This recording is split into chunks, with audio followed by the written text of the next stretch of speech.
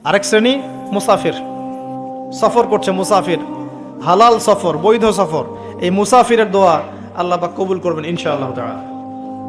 তবে একজন মুসাফির হাত তুলে দোয়া করছিলেন, নবী সাল্লাল্লাহু আলাইহি ওয়াসাল্লাম দেখে বলেছিলেন যে কিভাবে এই মুসাফিরের দোয়া কবুল হতে পারে, যার খাবার হারাম, যার পোশাক হারাম, যার পানীয় হারাম। তার মানে মুসাফির হওয়া সত্ত্বেও দোয়া কবুল হচ্ছে না রিজিক হারাম হওয়ার কারণে। আর আজকে তো আমরা হারামের পরোয়া করছি না। এটা সেই যুগ যে যুগে মানুষ রিজিকের হালাল হারামের পরোয়া করবে না। যে কোনো উপায়ে আমার টাকা পয়সা আসলেই হলো, যে কোনো উপায়ে, সেটা হোক সুদের মাধ্যমে বা ঘুষের মাধ্যমে বা দুর্নীতির মাধ্যমে বা অন্যের সম্পদ লুটার মাধ্যমে, any how I have to reach, আমাকে বড় হতে হবে। এটা আমাদের কনসেপ্ট। এই কনসেপ্টটাকে আমরা পড়েছিলাম ফিলোসফিতে। এই ফিলোসফির নাম ছিল চারবাক দর্শন। নামটা কঠিন, চারবাক দর্শন।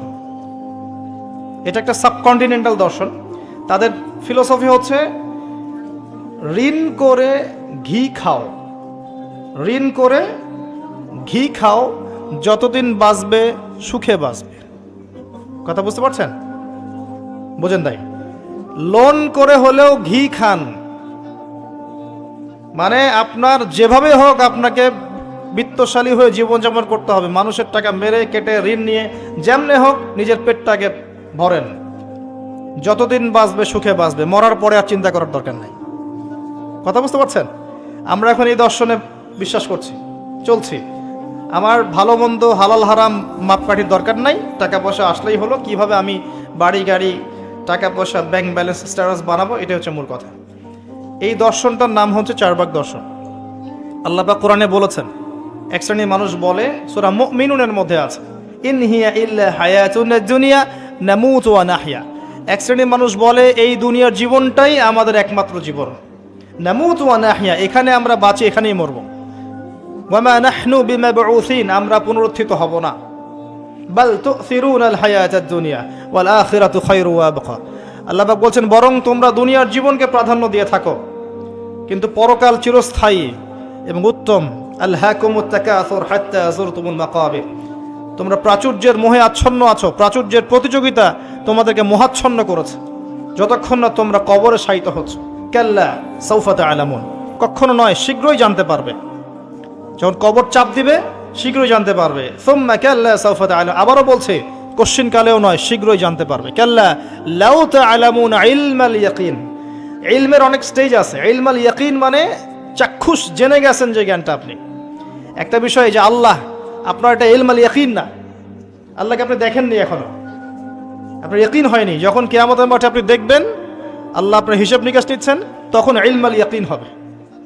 কবর চাপ দিলে কাল্লা লাতুসআলুন্না ইয়াওমাইযিন সুম্মা লাতুসআলুন্না ইয়াওমাইযিন আনিন নাঈম। নিঃসন্দেহে তোমাদেরকে কিয়ামতের দিন নিয়ামতগুলো সম্পর্কে জিজ্ঞেস করা হবে। তো দুনিয়ার জন্য বাঁচেন না। যারা দুনিয়ার জন্য বাঁচে, আল্লাহ পাক তাদেরকে পরকাল ধ্বংস করে দেন।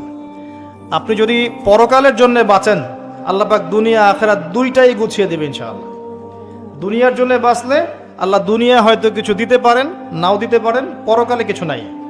তো পরকালের জন্য যদি আপনি দুনিয়া করেন, দুনিয়া আখিরাত দুটোই পাবেন ইনশাআল্লাহ। একটা হাদিস বলছে সুসংবাদ।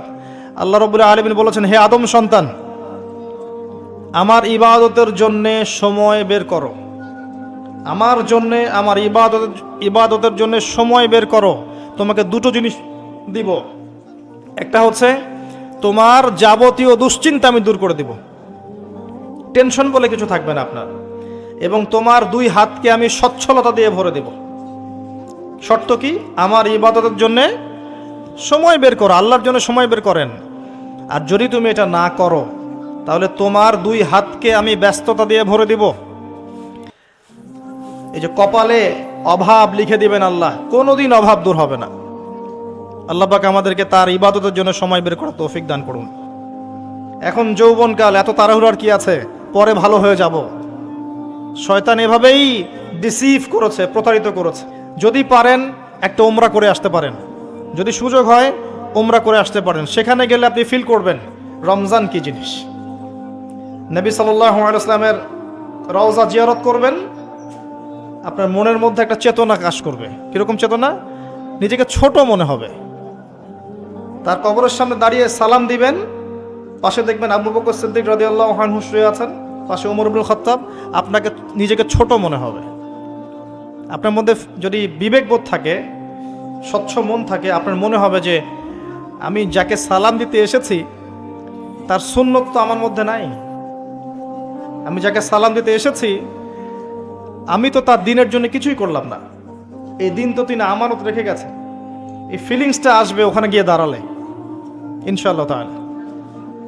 তাওয়াফ করবেন, ইব্রাহিম আলাইহিস সালামের কথা মনে পড়বে, ইসমাইল আলাইহিস সালামের কথা মনে পড়বে। সাই করবেন, হাজেরা আলাইহিস সালামের সেই ছোটাছুটি মনে পড়বে, বাচ্চাকে পানি পান করানোর সেই করুণ দৃশ্য মনে পড়বে। আরাফা ঘুরবেন, ঘুরে আসবেন, ওখানে গেলে আপনি কিয়ামত ফিল করবেন, যে মাঠে মানুষ একা একা থাকবে, আল্লাহর সামনে দাঁড়াবে। বাকিউল গারকাত আছে না, পিছনে কবরস্থান, ওখানে গিয়ে দেখবেন উম্মতের শ্রেষ্ঠ মানুষরা ঘুমিয়ে আছে, কারো কবর মাজার হিসাবে নাই, পাকা করা নাই। উম্মতের শ্রেষ্ঠ মানুষরা ওখানে ঘুমিয়ে আছেন, কারো কবর কেন্দ্রিক তাওয়াফ করা হচ্ছে না, চুমু খাওয়া হচ্ছে না, পূজা করা হচ্ছে না। সবার কবর শুধু এতটুকু পাথর আছে, এতটুকু পাথর থেকে চেনা যায় যে এটা একটা কবর, আর কিছু চেনা যায় না। কার কবর কোনটা সেটাও জানা যায় না। ওখানে গিয়ে দাঁড়ালে আপনার মনে হবে যে আপনি এই পৃথিবীর সবচেয়ে নিকৃষ্ট প্রাণী, আপনার মনে হতে পারে, আমার তাই মনে হচ্ছে যে এখানে যারা শুয়ে আছে তারা জান্নাতি, আমি তাদের সামনে দাঁড়িয়ে আছি, আমার তো কোনো মূল্যই নাই আল্লাহর কাছে। আপনার এই বরত্ব, এই যে ক্ষমতার দাপট, জনবলের দাপট, টাকার দাপট, অর্থবিত্তের দাপট, সব মনটা নরম হয়ে যাবে ইনশাআল্লাহ। মনে হবে যে আপনি খুব ছোট্ট ক্ষুদ্র একটা বান্দা, আসলেই আমি তাই। অহংকারটা কমে আসবে, মন নরম হবে, মৌতের কথা স্মরণ হবে, পরকালের কথা স্মরণ হবে, আল্লাহর নূর আপনার কলবে আসবে ইনশাআল্লাহ। মন নরম না হলে আত্মশুদ্ধি অর্জন হবে না। আল্লাহ পাক আমাদেরকে বোঝার তৌফিক দেখ। এগুলো স্মৃতি বিজড়িত জায়গা। উহুদ পাহাড়ে যাবেন, দেখতে যাবেন, দেখবেন ওখানে ঘেরানো আছে উম্মতের শ্রেষ্ঠ শহীদদের কবর আছে, ওখানে শ্রেষ্ঠ শহীদদের কবর আছে। হামজা রাদিয়াল্লাহু আনহু শুয়ে আছেন ওখানে, মুসআব বিন উমাইর শুয়ে আছেন ওখানে, আনসারী সাহাবীরা ওখানে শুয়ে আছেন। কোনো চিহ্ন নাই, কোনো চিহ্ন নাই, শুধু একটা চিহ্ন ঘেরানো আছে, এখানে হয়েছিল ঘটনা। উহুদ পাহাড়কে দেখবেন, দেখলেই আপনার মনটা নরম হবে। নবী সাল্লাল্লাহু আলাইহি সাল্লাম তিনি বলেছিলেন যে আমি এই উহুদকে ভালোবাসি, উহুদও আমাকে ভালোবাসে। এই উহুদ পাহাড় আমাকে ভালোবাসে, আমিও তাকে ভালোবাসি। আর আল্লাহর ওয়াস্তে যাওয়ার আগে যদি কেউ যান, যাওয়ার আগে নবী সাল্লাল্লাহু আলাইহি সাল্লামের জীবনীটা একবার পড়ে যাবেন। নবীর জীবনীটা সাল্লাল্লাহু আলাইহি ওয়াসাল্লাম একবার পড়ে যাবেন, তাহলে আপনি জায়গাগুলোর মর্ম বুঝবেন, কোথায় কি হয়েছিল। আল্লাহ পাক সফর করতে বলেছেন, সফর করলে অন্তর্দৃষ্টি জাগে এবং আল্লাহ নিদর্শনগুলো দেখলে আপনার আল্লাহর প্রতি তাওহীদ বাড়বে ইনশাআল্লাহ। আল্লাহ পাক তৌফিক দান করুন। রমজান মাসটাকে কাজে লাগান। আমি এই কথাটা বলতে গিয়ে এতগুলো কথা বললাম। দ্বিতীয় সিঁড়িতে নবী সাল্লাল্লাহু আলাইহি ওয়াসাল্লাম বলেছিলেন, সেই ব্যক্তি ধ্বংস হোক যে রমজান মাস পেয়েছে, পাওয়ার পরেও সে আমল করে ইবাদত বন্দেগীর মাধ্যমে আল্লাহর সন্তুষ্টি অর্জন করতে পারে নাই, এই ব্যক্তি ধ্বংস হোক। তিনি বলেছেন আমিন। তার মানে রমজানে আমরা যারা নিজের গুনাহ মাফ করাতে পারবো না, তাদের জন্য ধ্বংস। ঈদ উল ফিতর কাদের জন্যে? যারা রমজান মাসটা কাজে লাগিয়েছে তাদের জন্যেই। কদ আফলাহা মান তাযাক্কা ওয়া যাকারা ইসমা রাব্বিহি ফাসাল্লা। ঈদের সালাতে যারা গিয়েছে, সারা মাস আত্মশুদ্ধি অর্জন করে, এদের জন্য ঈদের খুশি। লৌকিকতা ছেড়ে দেন। এই রমজান মাসে চেষ্টা করেন যে ইমাম সাহেব যারা আছেন, মুয়াজ্জিন যারা আছেন, সমাজের যে মানুষগুলো সত্যিকারের মিসকিন, এরা তো মানুষের কাছে অভাবের কথা বলতে পারে না, বিত্তবানদের উচিত তাদের দায়িত্ব নেওয়া, তাদের সমস্যাগুলো বোঝা।